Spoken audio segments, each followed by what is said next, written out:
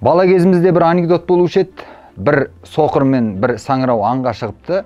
Содан соқыр атып қалып тиді ма десе, саңырауы аттың ба деп сұрайды деп. Біздің қазақ тілінің жағдайы дәл осы анекдоттағы сияқты. Бірінші жағында қазақ тілінің мұң мұқтажын естімейтін үкіметпен, екінші жағында сол қазақтың тілі өзінің әулеті, өзінің болашағы, өзінің мемлекеті үшін керек екенін көргісі келмейтін көкірегі соқырлар. Армысыздар, бүгінгі әңгімеміз тағы да тіл жайында болмақ. Кейінгі уақытта біз қанша тіл деп айтқанымен, осы тіл жағына қарай бетбұрыс тағы да тоқтап қалған сияқты болды. Есесіне, елдің ішінде өзімнің тілімді өзім қажеттілікке апарамын, жеткіземін деген адамдар көптен көп шығып жатыр.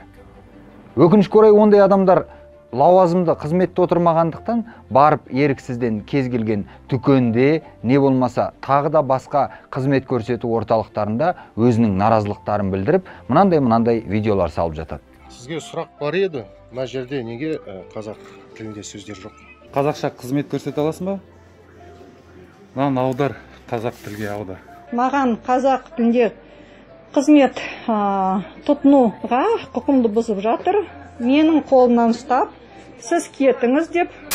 Бұндай даулардың кейбіреуі тіпті анау Қуат Ахметов деген азамат сияқты шетелге асып кетумен үлкен әңгімеге ұласып жатыр. Өз басыма Қуат Ахметов сияқты жігіттердің не себептен шетел асып кететіні, одан қалды не себептен біздің Қазақстанда қылмыскер атанатыны, не болмаса күдікті болатыны түсініксіз.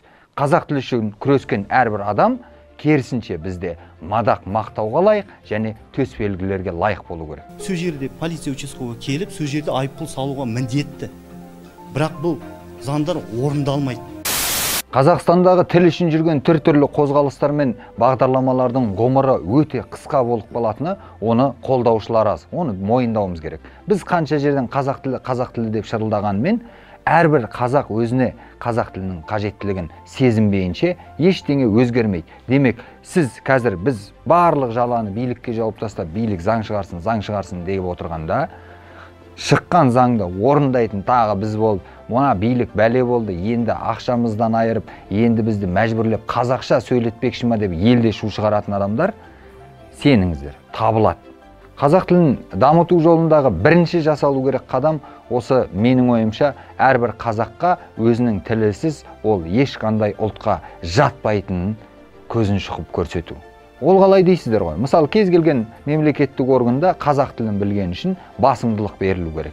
Дәл сол кезде басқа ұлттардың өкілдері қазақша үйреніп алып, сайрап, қосымша айлық, қосымша өзіне деген артықшылықтар алып жатқан кезде, бәлкім біздің қазақтың шала қазақтары намыстанатын шығар. Қайдам, бірақ осы уақытқа дейін өзінің баласына қазақ тілінің керек екенін, ертең осы қазақ тілі біздің ұлтымыздың төлқұжаты екенін түсіндіре алмай жүрген қарапайым қатардағы қазақтар түгілі үлкен лауазымды жерде отырған немесе атағы дардай ақын жазушылар да бар. Оның несін жасырамыз?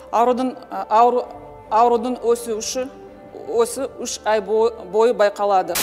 Бір ауыз сөзбен айта келгенде, біздің қазақтың даласындағы қазақ тілінің салтанат құруы ең біріншіден өзімізге ғана байланысты ағайындар. Сондықтан мына кісілерден бастап, Қарулы күштер жоғары бас қолбасшылығы ставкасы туралы, қорғаныс кеңестері туралы, Қазақстан Республикасының тұтастығы мен тәуелсіздігін нығайтуға, оның конституция мен заңдарына қатаң бағынуға депутаттың қарапайым дүкенде тұрып мынандай сөйлейтін адамдарға дейін, Если вы хотите что-то узнать, говорите по-русски. Қазақ тілінің алдындағы жауапкершілігін сезіну керек. Не болмаса, мемлекеттік деңгейде оны оған сезіндіру керек. Ал қазақ тілі үшін кез келген жерде күресіп жүрген, кез келген жерде қазақ тілінің мәртебесі үшін барын салып жүрген адамдарға Алла разы болсын. Бірақ ескертіп айтатыным, біздің қазақ тілі үшін күресіміз дүкендердің ішінде емес, үлкен мінберлерде болу керек. Сонда ғана нәтиже болады. Ал дүкендер мен басқа жерлердегі қазақ тілі үшін айғай тек қана бір ұсақ-түйек айыппұлмен немесе кішігірім кешірім сұраумен ғана аяқталып жатады. Қорыта келе айтқым келгені, мұхиттың ар жағында кезінде Африкадан, Азиядан, Еуропадан құралған халықтар өздері жиналып, байғұс сол жердегі жергілікті үнділердің түбіне жетіп, тілі мен ұлтын түгел жоқ қылып, бүгінде бүкіл әлемге билік айтып отырған Америка құрама штаттары деген үлкен алып империя құрды. Ненің нәтижесінде? Олардың барлығы қазір бір тілде сөйлейді. Диалектілері бар шығар, бір-бірін түсінбейтін. Бірақ ортақ алып келгенде барлығы ағылшын тілінің негізінде бір тілде сөйлейді. Міне осының арқасында олар өздеріне американдық деген статус алды, әйтпесе ондай мүлдем жоқ еді. Бүгінде олар өздері бір жеке пайда болған ұлт секілді бір-біріне деген махаббатын да бауырмалдығын да оятты. Ненің арқасы? Тілдің арқасы. Сондықтан алып боламыз десек, алдымен халық болып алайық. Өйткені біздің қазіргі жағдайымыз үндемейтін балық дүңгейі.